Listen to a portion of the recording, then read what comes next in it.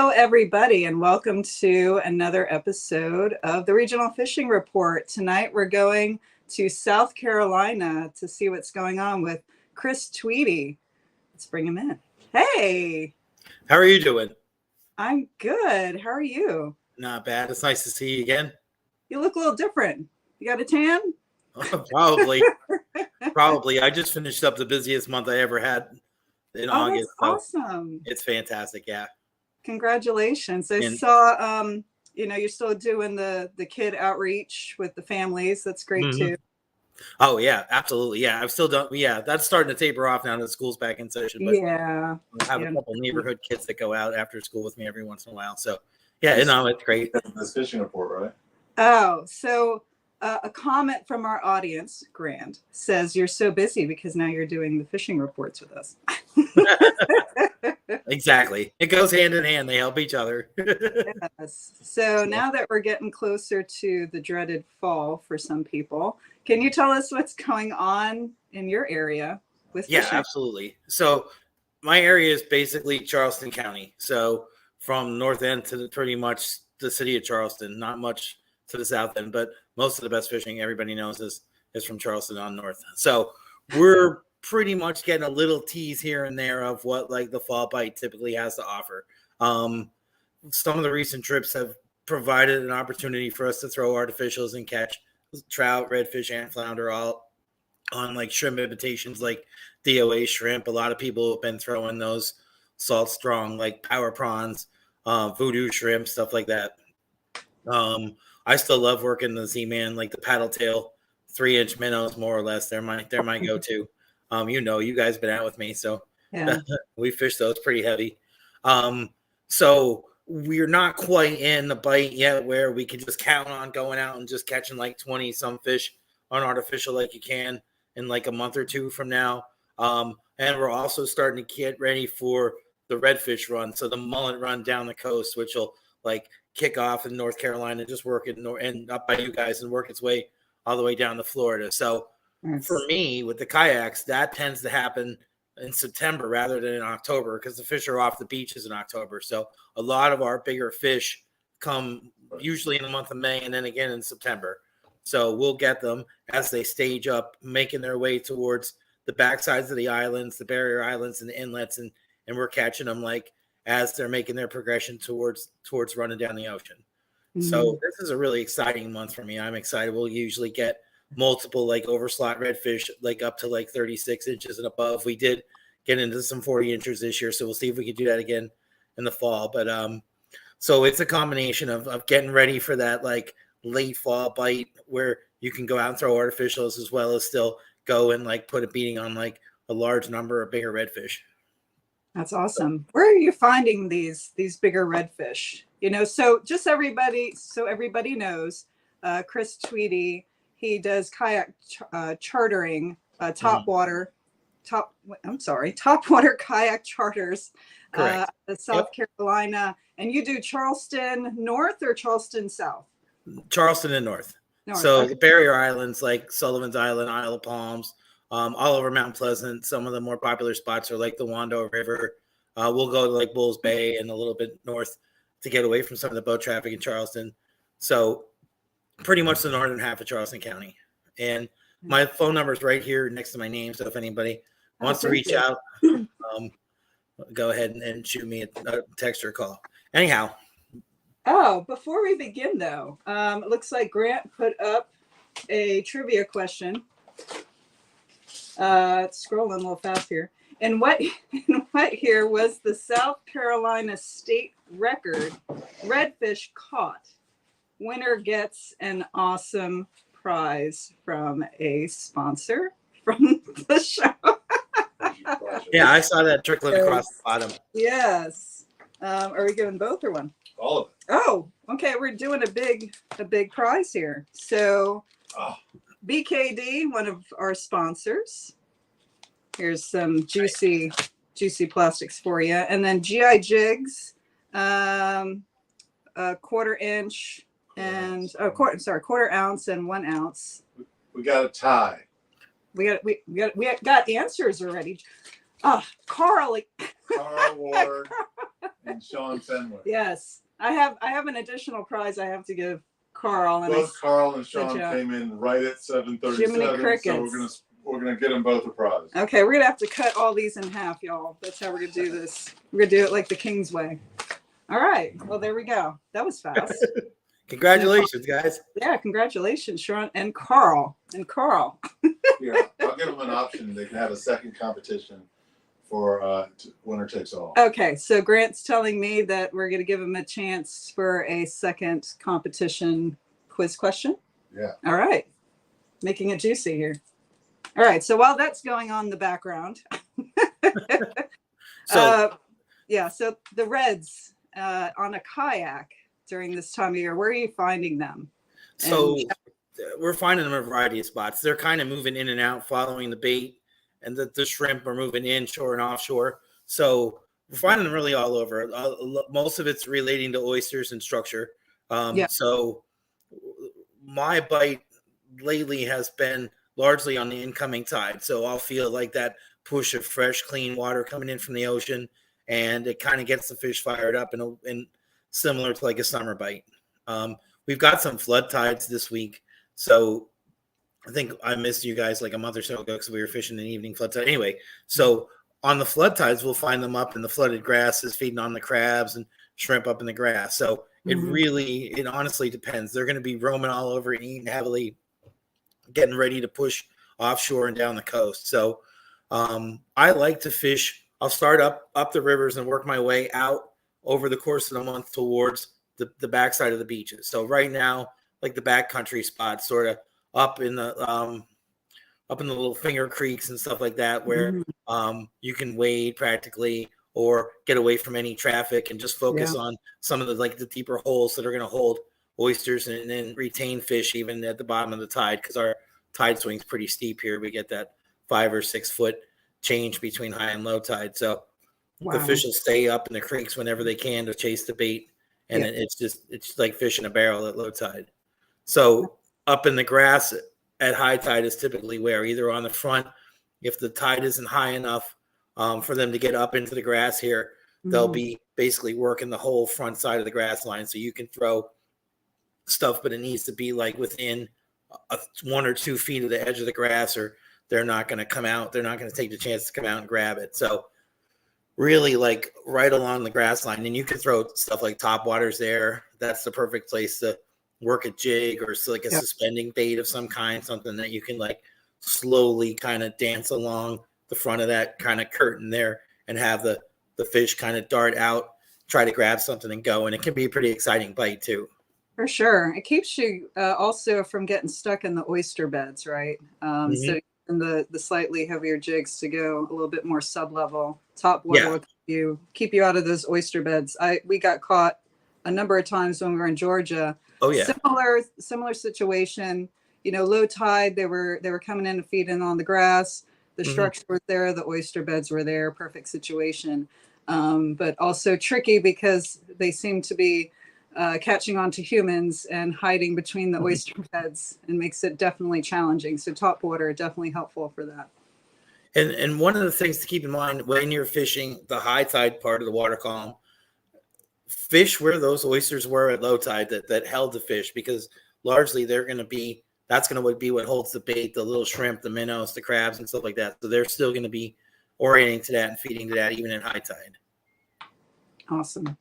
That sounds like fun, especially on a kayak. I don't think I've gotten my monster red yet on a kayak, so we definitely need to book something with you at some point. Oh, absolutely. Have that adventure, and I definitely recommend, if you're tuning in and if you're going to be in the Charleston, South Carolina area, definitely contact Chris Tweedy for a fun adventure, because that sounds really fun. What other fish are biting over there? So we really wrapped up the freshwater season.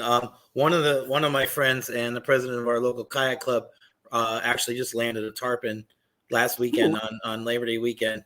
Nice. He was a little further south than Charleston. He was down in Beaufort area, but he got it on artificial. So that was pretty exciting. That was sort of the talk of the kayak club, at least for the last Labor Day. Yeah. So nice bite.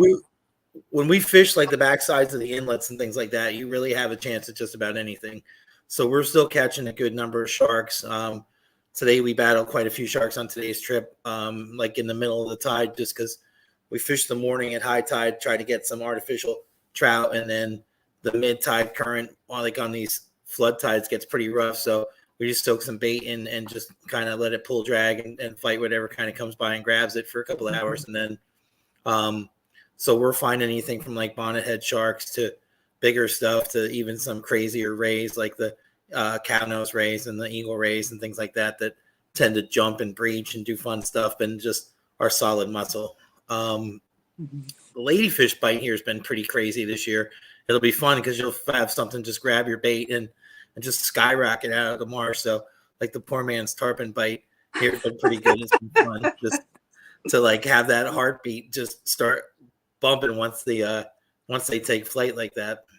You're funny, man's tarpon pull. We've been doing pretty good on keeper size fish. Like the flounder bite's been pretty solid here for everything that like North Carolina lacks in terms of flounder. We're pretty much still open season on them here. So we've been getting like they've been getting thicker and we've been getting them up to like into the 20-inch range lately. So that bite's been picking up quite a bit as it does towards the end of the summer. Oh, looks like we have a question from Sean. Chris, I will be down in Charleston in November, right on, for work, but I'll have a small window of time free. Is there a good time? Is there a good bite that time of year?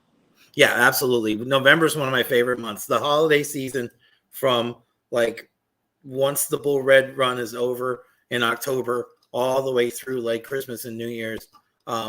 It's some of the best artificial bait fishing that we'll have in all season. So the redfish are schooled up.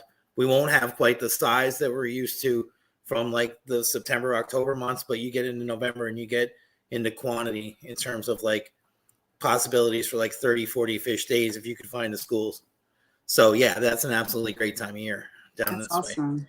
When does your charter season end? So typically sometime after the holiday season, it'll kind of the tourist traffic just kind of grinds to a halt and the weather by February and March for sure. I'm pretty much closed. Okay. It's just it's barren in terms of the bite. It's too difficult for like novice anglers to get anything accomplished. It can be difficult. So, and then the risk of like catastrophic things happening while we're on the kayaks in the wintertime, like the hypothermia and things like that tend to, it just gets too risky. So the risk to reward ratio and as well as the number of people interested make it. So we got to shut down like basically February, March. Okay, that's good to know. Safety first, very important. Shore Sharp has a question. Chris, what is your favorite artificial bait? So my go-to artificial bait is going to be a 3-inch Z-Man minnow Z paddle tail.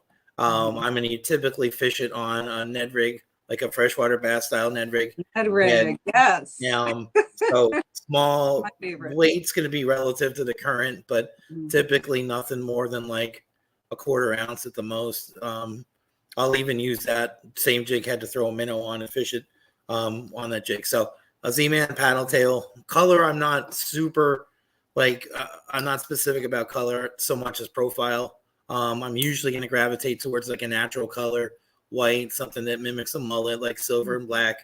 I like some of like the blues and purples and greens and stuff like that as well, but that's about as crazy it gets for me. And I like some metallic stuff like the gold flake and silver and clear. So anything close to like a natural color works for me.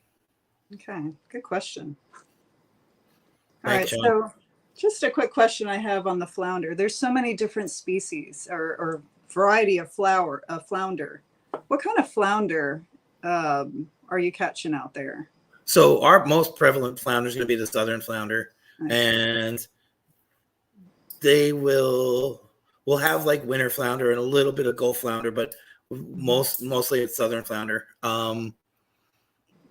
Then right now you can probably go out and catch like 25 flounder and have about 20% of them be keeper size. So they're all like right in that like 1 inch below keeper, but they're definitely getting some thickness to them at this point in the year. Our most effective technique for those has been, like I was saying, just to the last person asked the question, I'll take a jig head and just put a live mullet on that and sort of have the person retrieve it similar to a jig along the bottom. And that's one of the more effective approaches that we have right now for a flounder. That's true. That's how I caught my flounder in Georgia. Carl has a question. Chris, do you guys use straight tail baits like we do in the Chesapeake region? Yeah, so like a fluke style bait. So our water tends to be very dirty here. We're like inside that big muddy shelf on the inside of the coast there, from like the Outer Banks down to Jacksonville. So you can definitely fish fluke style baits, and it's probably easier to do so in the wintertime. I want, when the cloudier water, that thump, thump, thump from the paddle tail vibrating through there.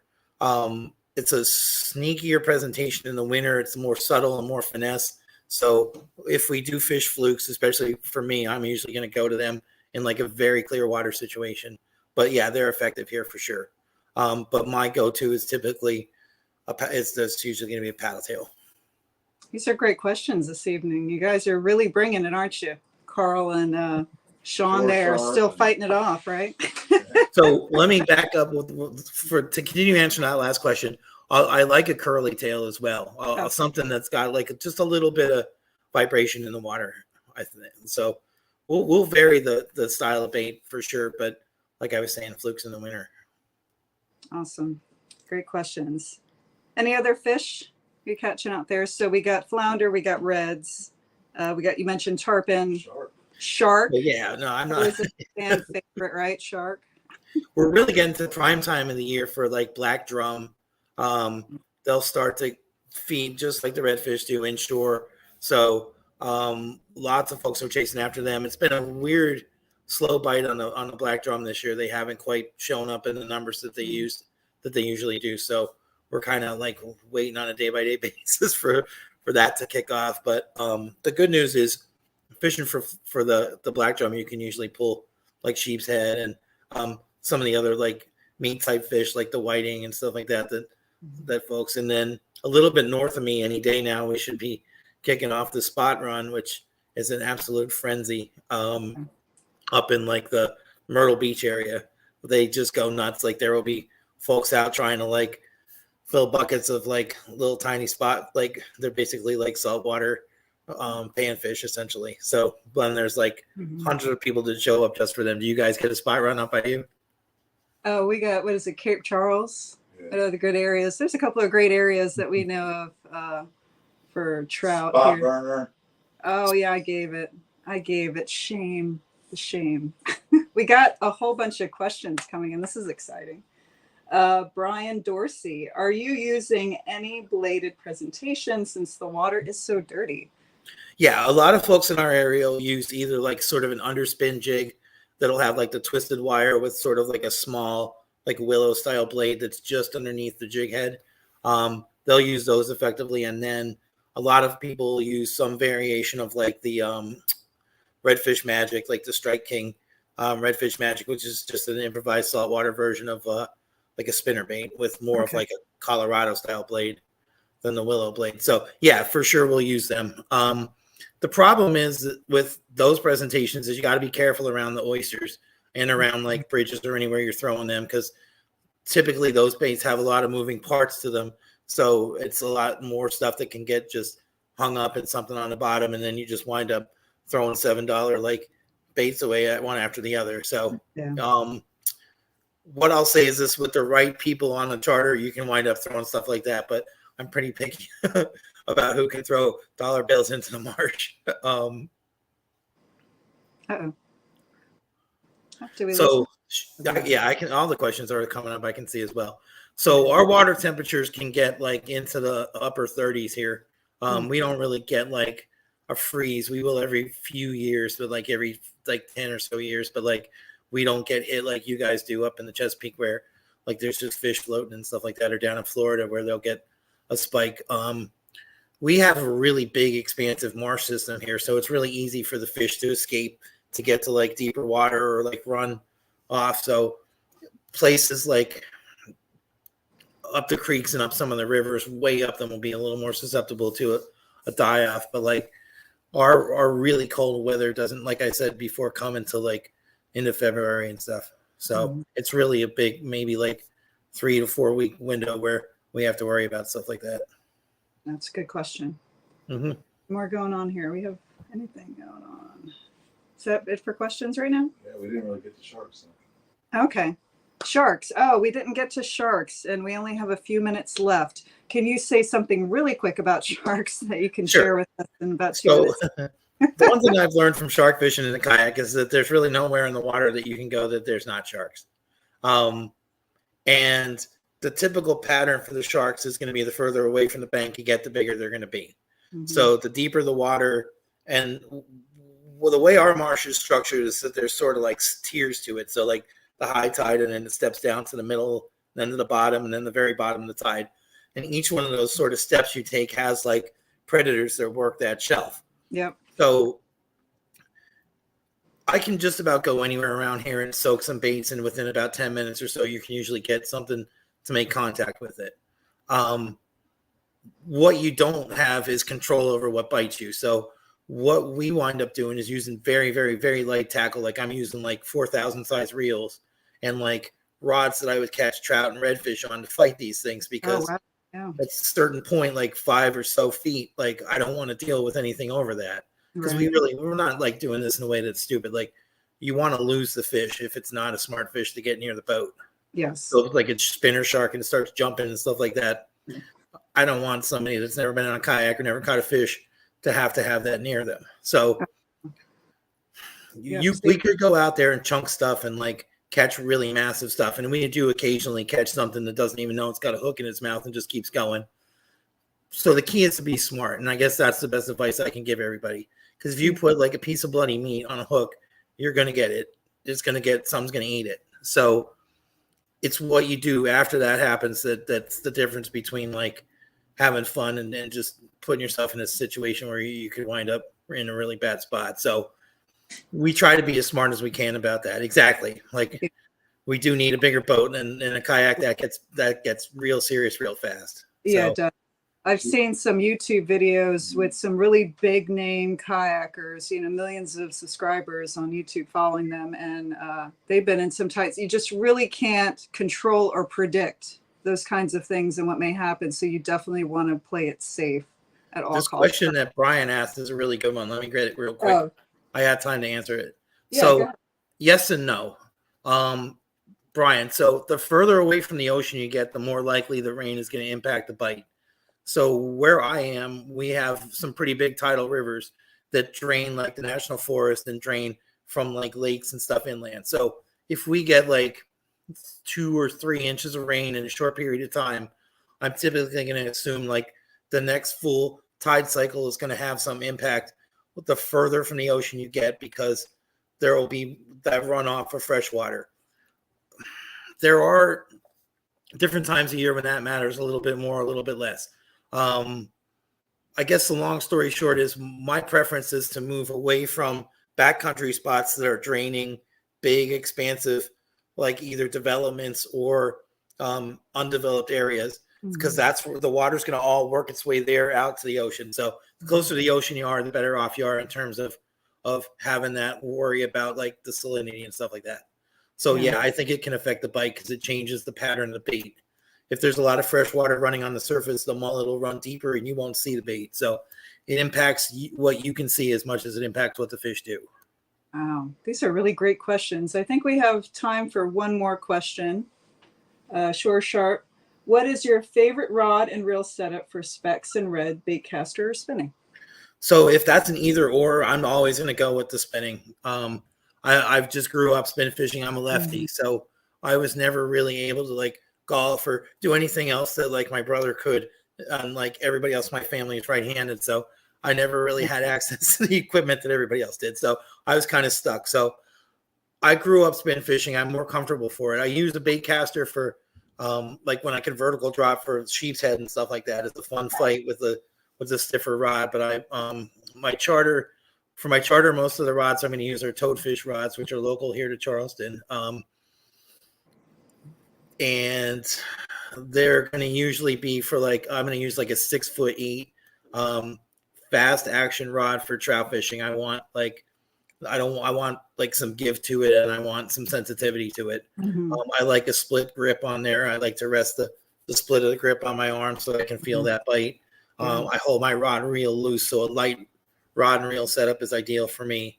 I'm always looking for the next best rod. One of my favorite rods that I use for charter fishing is actually like a $20 rod from the Gander Mountain when they went out of business. So, and I can't find anything else like it in terms of like what it enables relatively novice anglers to do with their with some of the baits like DOAs and things like that, or they're a little picky in terms of the feeling, the sensitivity of the bite. So it's really what works for you. But yeah, I've definitely got some preferences, but always spinning for sure. So Chris Tweedy is not only does kayak charters, but he is an excellent teacher. I think I followed everything you told me to the letter, and it got me on some really great fish. So Fantastic. definitely, if you're in the area, schedule a charter with him. Not only great experience, but just great teaching and just a pleasant person to be with. If you're going to be stuck on the water for hours, right? Absolutely. Thank you very much. I appreciate the kind words. Thank you. And if there's nothing else from my moderator, Grant, we are going to close this out. And thank you so much, everyone, for great questions. It was an awesome show. Yeah, those were really good questions. Yeah. Good job on the questions, guys. So, was that? How did they get in touch? Oh, yes. Okay. Yeah. He wanted me to talk about why the South Carolina record was set in 1965 and how it can't be broken. Do you know why that record can't be broken? What's that? What is that? Oh, did we lose you? So, okay. Okay, there. The state record South Carolina redfish was caught in 1965, and that record will never be broken. How come? No, tell us. So that was prior to the institution of like the slot. So our slot size is like that 15 to 23 inch fish. So you can't keep a fish bigger than that. So there's no way somebody's ever going to catch one big enough to beat what was caught in 1965 before the record. So that's got to be like a 50 or so pound fish. Well, that's a simple answer then. Thank you for that. You're welcome. And if somebody wants to schedule a charter with you, you have your phone number listed on the screen there. And you can also follow Chris Tweedy on Facebook. Are you also on Instagram? I believe you are. Yes, I am. Yep. So you can get in contact with him various ways, and definitely do so, because like I said, you will not regret the experience. It was fun. Definitely. Yeah. And all the social media for the charter is under Topwater Kayak Charter. So you can find me pretty easy if you're looking. So thank you very much. Thank you. Had a great time. Hope you have a great evening. And everyone, thank you so much for tuning in, and fish on. See you next month. Just hang around. Too proud to be your fool. You said no.